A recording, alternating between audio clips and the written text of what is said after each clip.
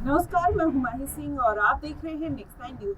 लोकसभा चुनाव में उत्तर प्रदेश ही देश की दिशा तय करता है, क्योंकि दिल्ली की सत्ता तक जाने का जो रास्ता है वो यूपी से ही होकर गुजरता है। आपको बता दें, बीजेपी इस बार यूपी की सभी 80 सीटें जीतने का दावा कर रही है। वहीं 64 सीटों पर पार्टी उम्मीदवारों का ऐलान भी कर चुकी है। वहीं समाजवादी पार्टी ने करीब 40 सीटों पर उम्मीदवार घोषित कर दिया है। वहीं मायावती की बहुजन समाजवादी पार्टी ने अपने 16 उम्मीदवारों की पहली लिस्ट जारी कर दी है। बता दें, खास बात यह है कि इन सभी 7 मुस्लिम चेहरे हैं, जिसमें से सवाल है कि इस बार चुनाव में मायावती के प्रत्याशी किससे सबसे ज्यादा टेंशन दे रहे हैं और मुस्लिम प्रत्याशियों के मायने क्या है। आइए समझते हैं कि इन सब पहलुओं के बारे में कि आखिर आने वाले चुनाव का समीकरण क्या होने वाला है। पहले जानते हैं कि 2019 के लोकसभा चुनाव का समीकरण। वहीं 2019 लोकसभा चुनाव में मायावती ने समाजवादी पार्टी और राष्ट्रीय लोक दल यानी आरएलडी के साथ मिलकर गठबंधन में चुनाव लड़ा था, मगर इस बार मायावती अकेली थी और सपा का कांग्रेस के साथ गठबंधन हो गया था और आरएलडी बीजेपी के साथ मिलकर चुनाव लड़ रही थी। वहीं 2019 में चुनाव में यूपी की बीएसपी दूसरी सबसे बड़ी पार्टी उभर कर आई थी। वहीं बात करें तो 19.43% जो वोट है वो बीएसपी के साथ 10 सीटों के साथ बीएसपी जीत चुकी थी। वहीं समाजवादी पार्टी सिर्फ 5 सीटों पर अपनी जीत हासिल कर पाई थी। बीएसपी ने जीती थी 10 सीटें, जिसमें से सहारनपुर, बिजनौर, नगीना, अमरोहा, अम्बेडकर नगर, श्रावस्ती, लालगंज, कोसी, जौनपुर, गाजीपुर, ये सारी सीटें थी। अब आपको बताते हैं कि 4 सीटों पर सपा कांग्रेस की बीएसपी से टक्कर है। अब देखना होगा कि कौन बाजी मार देगा चुनाव में। ऐसे में सपा कांग्रेस के बीच बीएसपी के उन उम्मीदवारों से टक्कर देखने को मिल सकती है जहां दोनों पक्ष में मुस्लिम उम्मीदवार उतारे हैं। वहीं कांग्रेस ने सहारनपुर से अमरोहा सीट पर इमरान मसूद और दानिश अली को टिकट दिया है। अब ये दोनों नेता पहले बसपा में थे और फिर अखिलेश यादव के नेतृत्व वाली सपा में आ गए। अब ऐसे में अपने मौजूदा लोकसभा सांसद एसटी हसन पर एक बार फिर से भरोसा जताया है और उन्हें मुरादाबाद से अपना उम्मीदवार घोषित कर दिया है। आपको बता दें, संभल सीट से शफीक उर रहमान वर्ग के जो पोते हैं जिया उर रहमान को पहले ही अपना उम्मीदवार घोषित कर दिया था। अगर देखा जाए तो मायावती किसे दे रही है सबसे ज्यादा टेंशन, ये बता सकते हैं आने वाले चुनाव में। लेकिन अभी बताते हैं कि मायावती ने हमेशा से ही चुनाव में अल्पसंख्यक या मुसलमान उम्मीदवारों को मैदान में उतारा है।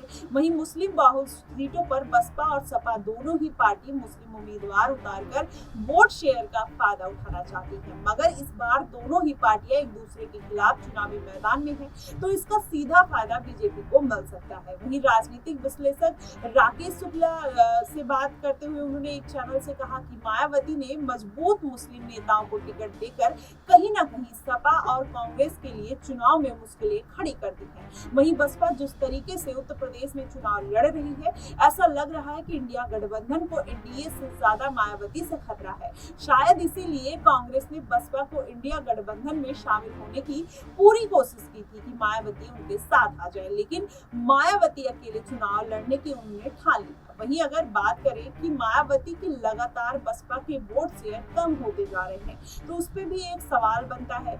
आपको बता दें कि मायावती के पास यूपी के 22% दलित वोट बैंक है और ये vote bank BJP, Sapa, Congress और चंद्रशेखर आजाद अपने पाले में करना चाहते हैं और यही ये दलित समुदाय के लोगों में 2 हिस्सों में बट गए हैं। एक जाटो जो 12% है और दूसरा गैर जाटो जो 10% वोट बैंक है उनका। वहीं मायावती जाटो समुदाय से आती हैं और ये बहुजन समाज पार्टी की हार्डकोर वोटर मानी जाती है। ऐसे में हालांकि अब बसपा का जो वोट शेयर लगातार गिरता हुआ जा रहा है। ऐसे में बात करें 2009 की, तो 2009 लोकसभा चुनाव में बसपा का राज्य में 27.4% वोट शेयर था और वहीं 2014 से 2019 के चुनाव में घटकर ये 19% रह गया। वहीं 2022 यूपी विधानसभा चुनाव में घटकर 12.8% रह गया। वहीं 2014 लोकसभा चुनाव में बसपा के लिए चुनाव लड़ी थी, तब ये 19% से ज्यादा वोट शेयर मिला था, मगर एक भी सीट जीत नहीं सकी थी। वहीं 2019 में सपा के साथ गठबंधन में जो चुनाव लड़ा था, तो वहां पर 19% से ज्यादा वोट शेयर उनको मिला था। साथ में 10 सीटें भी मायावती ने जीती थी। अब 2024 में मायावती एक बार फिर अकेले खड़ी है, तो इस बार देखना होगा, ये मामला दिलचस्प होगा कि मायावती की जो पार्टी अकेले कितनी सीटें जीत पाएगी और कितनी सीटों पर वोट काटेगी। वैसे में चंद्रशेखर आजाद अगर उनके साथ आ जाते हैं और उनका गठबंधन मिल जाता है तो कहीं ना कहीं मायावती जाहिर तौर पर चंद्रशेखर के साथ कहीं ना कहीं बड़ा खेला करते हुए जरूर नजर आएंगे। लेकिन उनके जो भतीजे हैं आकाश आनंद, अब इसमें वो बड़ा रोल प्ले कर सकते हैं। क्या वो चंद्रशेखर आजाद के साथ अपना गठबंधन स्वीकार करेंगे या नहीं, क्योंकि अलग अलग मौके पर वो लगातार बोलते हुए आए हैं कि वो चंद्रशेखर कौन है वो उनको नहीं जानते। वहीं चंद्रशेखर लगातार मायावती के लिए आवाज उठाते आए हैं कि वो उनकी बहन जैसी है, उनकी माँ जैसी है।